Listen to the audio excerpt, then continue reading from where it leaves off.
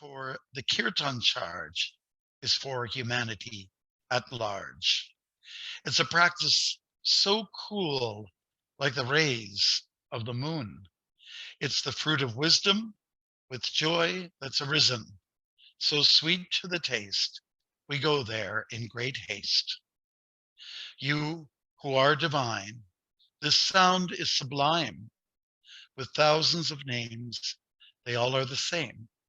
In them, all energies are invested, the names are tested. Rules, not hard and fast, it's easy to pass. Out of sheer kindness, the sound is sure to bind us. Attractive, accessible, approachable, doable. But what is most unfortunate is that I can't always appreciate it. To approach the sound, one must be humbly bound. Like the straw in the street, one has to be meek, like a tall, stout tree, tolerant as can be. I'm telling you, brother, it's the ego we have to smother. RESPECT. Respect is how it should be. With the right attitude, the constant sound has platitude. Oh, power behind the universe. I'm not looking to be fabulously rich, not to be overwhelmed by the lustful itch, nor entangled in the name fame hitch. I'll have my bhakti list, though births persist. O son of Nanda, I love you, and I will assist you. But I'm in an ocean of death before my last breath. I'm drowning, sorry, but I'm in an ocean, drowning without devotion. Pick me up from this ocean of death before my last breath. While those lotus feet are handsome, place me there like an atom. When will the time come when tears of love will run and flow so constantly while chanting in ecstasy? When will my voice choke up in the course of shake-up? When will hairs stand on end as we chant to transcend? Govinda is your name. Separation makes me insane. One moment lasts forever, like 12 years or whatever. Tears come like rain. Your absence gives such pain. This vacancy in life creates so much strife. But I know only you as my lover. There is no other. Even when it's rough, I'll never have enough of heartfelt embrace, or when we find no trace of you in your freedom to act so, I'll state the fact that I love you, I love you, I always will love you. Thank you, Hare Krishna. And that is a rewrite of the Shikshastakam to rhyme, expressing the sentiments of Chaitanya Mahaprabhu and also giving some guidelines how we can approach the holy name. So we'll start by quoting from the Gita, Yada yada he dharmasya glanir bhavati bharata abhutanam adharmasya tadatmanam srajamyaham paritranaya sadhunam vinashaya cha duskritam dharma sanstapanartaya sambhavami yuge yuge. When the world is in trouble, the Lord descends. And so this is the reason for the avatars to come to this world, because periodically the world, as we know it, is always in trouble. But when it gets intense, then there's a need for the Lord to be called upon, and he'll come. So we hear about different avatars. We hear it from the movies. It was one of the blockbuster movies ever in the history of film. And it was one of our Canadian movie makers. What's his name again? Who made the Avatar film? I forget his name. I walked through his hometown called Kapuskasing, Ontario. We're looking it up, his name. Okay, shouldn't be forgotten. He's almost an avatar himself, an avatar in the movie industry. Avatar is known, recognized, people don't understand his name. James Cameron, that's it, James. I hope to meet him someday. Avatar, though, means one who comes to this world when it's in intense trouble.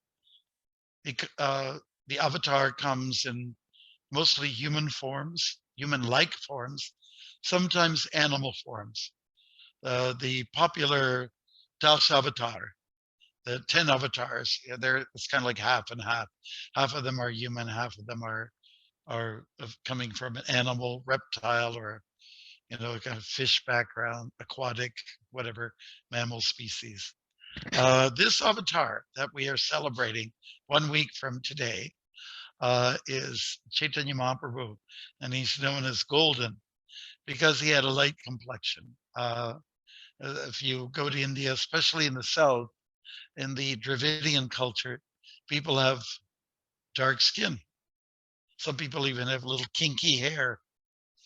And then when you go a little bit more north, because that's a tendency of going into a northern climate where there's snow, the color is a little bit lighter. But where Chaitanya Mahaprabhu was born was somewhere in the middle.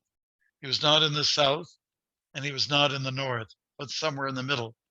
Somehow or other, he came out to be light in complexion, lighter than normal, taller than normal. We hear that it was like a towering figure, like up to close to 7 feet. He would have done really good with the Toronto Raptors, the basketball team. His reach was good. His arms were long. And by the way, he was reaching. Who was he reaching, or what was he reaching out to? Reaching out to Krishna for his love, and also reaching out to conditioned souls. The conditioned souls are those who are in this world and who are struggling with Janma, Mrityu, Jara, Vyadi, and having a difficult time knowing what to do with the fourfold miseries of existence, which we just mentioned. Janma, Mrityu. Janma means birth, Mrityu, death, Jara, old age, and Vyadi, disease. We're hearing a lot about disease these days. It's all over the place. Mauritians were thinking they were free of this virus. They only were complaining about a boat that leaked oil into the ocean, and that is bad enough. And they thought they were clean, but now, like everyone else, they get struck by COVID-19. Haribol. But I would say, I think I mentioned last time, we viruses are always going to be in the atmosphere, and we shouldn't be thinking about it too much because then it will come around. We need to do whatever we can do to keep it under control. But I say less COVID and more Govind. Chaitanya Mahaprabhu has come here to release us from some of the sordid problems of life, and that is his purpose for coming. An avatar means one who comes from a higher plane of existence and comes down into the earthly sphere to try to help us with some of our problems. How does he do that? He gives us a methodology, a way whereby we can help to transcend the problems. He gives us the greatest gift, which is sound, pure sound. Sound that comes not from any place in this mundane world, which has kind of landed on our laps and has come as an import from the spiritual realm. And there are many mantras, there are many bhajans, songs of glory to God. The most important one is the Mahamantra, Hare Krishna, Krishna Krishna, Hare Hare, Hare Rama, Rama Rama, Hare Hare. And everyone in this call is familiar with it. but sometimes we become too familiar with it to the point where it loses its luster, at least from our standpoint. Uh, the what is the let's say the euphoric nature or the let's say panaceic nature, the medical nature of the holy name, sometimes loses its power. Not that it is ever lost. Like the sun, it's like the sun. The sun comes down and it hits spots that are putrid in smelling. The sun's rays come and reach stool. Sometimes a person dies and they rot and flies are buzzing. The sun hits the body and it actually purifies the body. It dries it up. It soaks up the liquids from the body, but it doesn't get affected. So the name of God, which is not different from God, has that same kind of effect. It will not be influenced by what is negative in this world. It will always be uh, retain and maintain its uh, what do you call it, prophylactic powers. It will always is that I have a pharmacist sitting next to me. Is that prophylactic? Yeah. It will be preventive. It will retain its power and it won't lose it. So we say that this avatar Chaitanya Mahaprabhu is unique. He's known as the Yuga avatar. He comes in this dark age when people are quite simple-minded. Manda sumanda matayo, manda bhagya upadruta. People are manda. That means they're really slow to catch on to spiritual life. They're slow to almost anything. They're very fast to sense gratification. Then they move like a rocket, like a bullet. They're any new sense grad gadget that comes on the market, they're going to go there. Maybe you've heard of Black Friday. Black Friday was something started in America, which is basically a shopping mall culture, and then Canada picked up on it as well. Black Friday is a time somewhere near the Americans' Thanksgiving, and they have a lot of things on the market that are you get real cheap. So people camp out for the day before, the night before, and start to get in the line. And when the door opens, like some kind of madness happens, and they all want to get into the shopping mall and buy whatever they can in a frenzy, and because they're into deals. Everybody wants deals, but do you really need it? Do you need those objects? No. You ask an average North American, do you really need all this stuff? I said, well, it's on for sale. But do you need it? Well, yeah, I'll probably need it in the future. But do you really need it? And do you really need it now? And then this is why, like when I walked across America, I saw so many units for putting your stuff in there. It's a culture of stuff. And I've seen people on their porches, they have stuff, and their backyard, they have stuff, and their front yard, they have stuff. Americans and Canadians as well are very good at having stuff and just hoarding. You know, this is like it's a disease. It's actually, a kind of, well, it's an addiction for sure, 100%. So all these addictions, some which have all been there since time immemorial, have really blown up into people's faces more recently, and there's a need to calm down, to chill out, and to come to some terms of sobriety. And so it's Chaitanya Mahaprabhu who has done that. Now he's born in a Brahmin's family. Um, he but he chose to take sannyas early in his life. He chose the simple life. He realized that less is more. Um, Everything was there to nail him down in the household. He had loving parents. He had a very nice brother, older than him. Vishwarup. But Vishwarup decided, I really don't want this mundane world. I don't want any part of it. So he left home to take sannyas and never came back, never said boo to his family. And so everything was made nice for his younger brother, Chaitanya, who was named Vishvambara by his parents, later to be called, nicknamed Nimai, and then later to be Nimai Pandit because he was very scholarly. Everything was arranged. Early marriage, beautiful girl, Lakshmi Devi herself, reincarnated, but she passed away from a snake bite. And then, oh, we have to nail him down again. We can't let him go.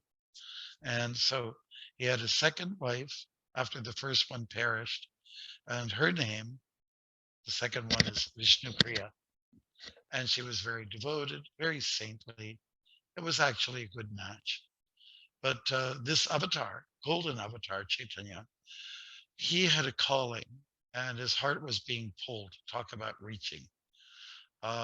Krishna was reaching for him, said, "You're coming with me." And Chaitanya Mahaprabhu was known to have the color, complexion of Radha, but have the stature, the build of Krishna. And also not just having the hue of Radha, but also having the spirit of Radha, you know, her sentiments, which were very strong. I cannot live without this Krishna. And so this is what Chaitanya Mahaprabhu, this is who he is. He's the embodiment of Radha and Krishna together. These days, I think people can understand that this kind of concept more than before. Like sometimes you hear people say, I'm trapped in a male body, but I think like a female. Or you have a female saying, I have a female body, but I think like a man, you know, or vice versa, you know, and so I think on a spiritual level, we can appreciate that. Um, Chaitanya Mahaprabhu, he actually took up sannyas life. He shaved his hair. His mom didn't like that. It was a sign that he was going, and he did go. And he was at the prime of his life. He was midway, age 24. And most people don't even think about sannyas ever in their life. But he thought about it and he did it early on. It's not so standard to leave your household. And especially there were two women that kind of needed a man around the house, right? But his sentiments, his feelings could not be contained. They were out of control. And he rushed to Krishna in the form of Jagannath in Jagannath Puri. He was very drawn to that particular deity. And people, to this day, many pilgrims go to Jagannath Puri for the purpose of seeing Jagannath, having darshan, and also feeling the sentiments of Chaitanya. And also I saw myself, there's a lot of people that also go to Puri because it's kind of like a resort destination. And there's people, foreigners, that go for very wrong purposes and doing things that are very, very, very bad. I'm talking about the sex industry, children, all kinds of stuff. You know, so this, again, we're talking about Kali Yuga and the need for, you know, submitting to this particular avatar who offers a program that's so much fun. Chaitanya Mahaprabhu, he established a teamsterism. He established a collective power of individuals who would go to share Krishna consciousness and demonstrate it or exhibit themselves. Like some of you know, because of the pandemic, maybe we can't have real deeply felt kirtans like we did before, but we'll get back to that again. You have people who are in the kirtan, you know, tight, close together. They are sweating.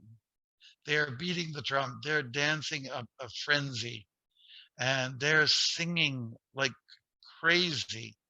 Uh, the whole scale sometimes without knowing. And that kind of feeling creates a sense of oneness, of being aloof from the world as well. And you don't see differences. You can be in a hot kirtan and you'll feel the presence of everyone, but there won't even be individuals. It doesn't matter.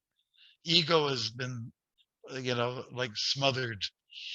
And there is just the sense of being extremely joyful, being very light, and so on. Perhaps hairs on standing on end. That's without using gel in your hair. And trembling, perspiration, and fainting. These are some of the symptoms of bhava or ecstasies that Chaitanya Mahaprabhu himself displayed. He really impressed people. He did. People of the Vaishnava culture, Hindus, also Buddhists, and also Muslims. And Jains. They were all very infected and affected by him. He was like a shock, you know, and he was like a live wire. If you touch a live wire, you get you get electrocuted, and that's what he did. He was so special because in this day and age, when people are burdened by slowness, Chaitanya Mahaprabhu decided, I'm coming and I'm going to give you some life. I'm going to make a difference. And so his intention was to go about sharing this gift of the holy name. And sometimes he had his private moments or semi-private where it was more intimate. When he started the Sankirtan movement, he held it in the home of a Grihasta, Srivas Thakur. And they were night-long kirtans. They were kind of party, but there was no intoxication. The only drug was the holy name itself. It is possible to swoon, to faint, to, kind of like lose it by taking the intoxicant of Harinam. Harinam, Hare Nam, Hare Nam, Eva Kevalam, Kalonasti.